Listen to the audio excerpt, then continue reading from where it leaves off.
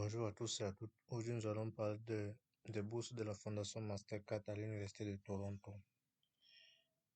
Alors, cette bourse est effectivement lancée. Le programme de bourse de la Fondation propose des bourses complètes de master aux étudiants originaires d'Afrique subsaharienne permettant de poursuivre des études à Toronto, au Canada, dans des domaines liés à la santé, aux sciences biologiques, aux sciences biomédicales, à la biotechnologie, à l'ingénierie biomédicale, à la gestion de la santé et aux sciences sociales. Alors, la bourse d'études couvre les frais de voyage au Canada, les frais de scolarité, le logement, la location mensuelle, l'assurance maladie, matériel pédagogique et autres dépenses. Outre le soutien financier, les boursiers bénéficieront d'un réseau de soutien complet et d'un programme d'orientation estivale de 2 semaines. Programme d'études éligible. Jusqu'à 20 bourses seront attribuées pour l'année 2026-2027, réparties entre les programmes d'études suivants. Bourse Fondation Mastercard, le master en ingénierie et la biomédicale, le master en assurance financière, le master en administration de la santé, le master en informatique de la santé, MPH, vous pouvez cliquer dessus pour voir ce que c'est la promotion de la santé, MPH, santé au travail et environnement. Critères d'admission. Pour être éligible, il faut être citoyen et résident dans un pays subsaharien, avoir obtenu un diplôme de premier cycle ou bachelor récemment auprès d'une université partenaire de l'Afrique, aide collaborative. Voici la liste des universités ici. Ne pas avoir commencé d'études de niveau supérieur, démontrer un excellent dossier académique et un engagement pour la santé ou le développement dans son pays d'origine. Et pour poursuivre pour un programme admissible à l'Université de Toronto, on devait faire une demande d'admission à l'Université de Toronto dans l'un des programmes énumérés ci-dessus. Démarche à suivre. Les candidats intéressés peuvent s'inscrire via ce lien. Après le dépôt de candidature, envoyez vos relevés de notes à cette adresse mail-ci. Donc, nous allons procéder au remplissage de ce formulaire-ci. Et vous devez savoir que la date limite, c'est le 3 novembre 2025. Donc, nous allons commencer par remplir ce formulaire-ci.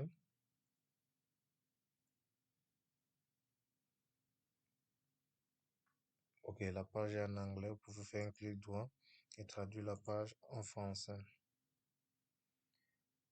D'accord, voilà. Ici, il mentionne un peu les dates limites et les procédures. Nous allons cliquer sur suivant. Vous voyez là, ici, c'est l'éligibilité. Nous avons lu ça tout à l'heure. Il devait appartenir à l'une de ces universités. Addis Abeba et tout ça, comment. Il doit appartenir à l'une de ces universités. Votre relevé de notes doit correspondre à l'une de ces universités. Les candidatures sans relevé de notes ne seront pas examinées. Vous avez 35 ans ou moins. Vous vivez, travaillez ou étudiez actuellement en Afrique. Vous êtes admissible sur le plan académique à l'un des programmes d'études supérieures parrainés axés sur la santé énumérés. Vous n'avez pas encore commencé un niveau d'études supérieures. Vos essais dans cette candidature démontrent un désir et un engagement à entrer chez vous après l'obtention de votre diplôme pour contribuer à la croissance économique et au développement social en cours en Afrique. Donc, on a énuméré les domaines. C'est ce qu'ils ont mentionné là plus haut. Ici, c'est la candidature qui commence ainsi. Je vais vous montrer un extrait comment vous pourrez remplir cela. Le nom, vous mettez tel que mentionné sur votre acte de naissance.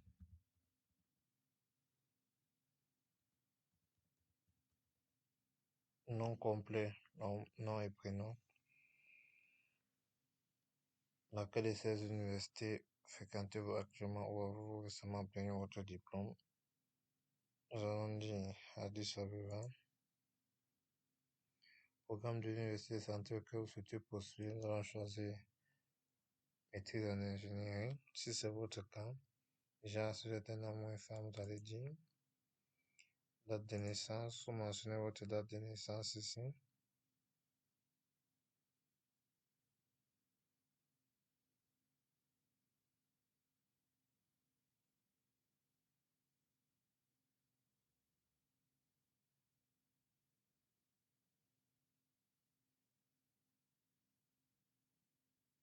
Adresse mail, adresse actuelle. Vous voyez là, mentionnez votre adresse mail.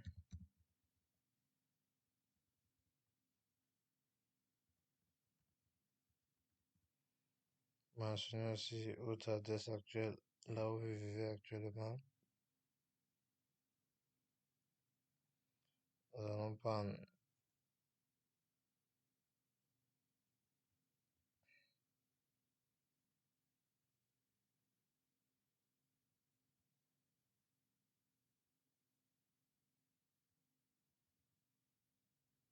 numéro de téléphone, citoyenneté. Vous allez mettre ça, c'est l'Éthiopie.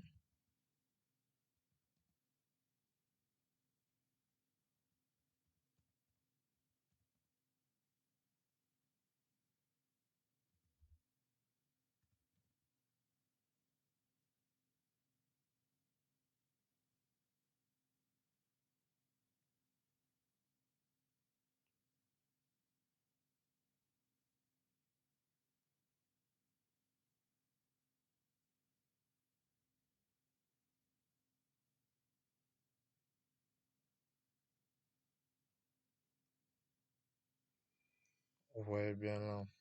Ici, vous allez mettre votre numéro de téléphone, tout. Les données qui ont l'astérisque devant, l'astérisque rouge devant, ce sont les réponses qui doivent être obligatoires. Ici, il n'y a pas d'astérisque, ça veut dire que ce n'est pas obligatoire. Quel est votre niveau d'études actuelles? Mettez étudiant de premier cycle. On dit votre programme d'études de premier cycle. Vous allez mentionner le nom du diplôme que vous avez obtenu. Votre niveau de réussite scolaire de premier cycle, GPA, vous allez mentionner là aussi. Date prévue d'obtention du diplôme. Si vous n'avez pas encore obtenu, vous mentionnez la date à laquelle vous allez obtenir. Et si vous n'avez pas encore obtenu, vous pouvez dire, disons juin,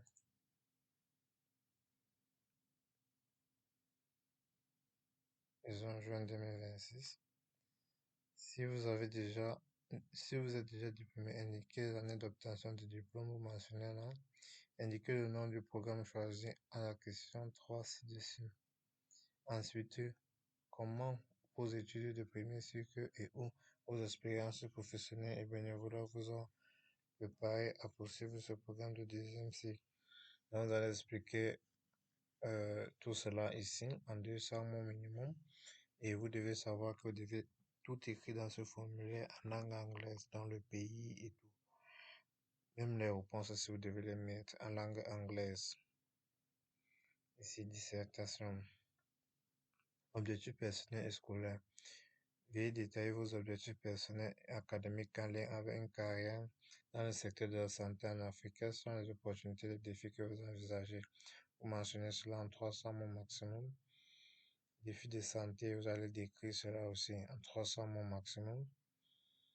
Engagement à retourner et à contribuer à la santé en Afrique. Qu'est-ce qui vous motive à retourner en Afrique après l'obtention de votre diplôme? Et comment comptez-vous devenir leader transformateur contribuant au secteur de la santé en Afrique? Vous allez mentionner cela aussi en 300 mots maximum ici. Et vous allez cliquer sur suivant. Ici, ça ne peut pas continuer parce que nous n'avons pas rempli. Donc, ça sera à vous. Et n'utilisez pas l'intelligence artificielle pour le faire. Vous devez le remplir de vos propres idées, par vos propres idées vous-même.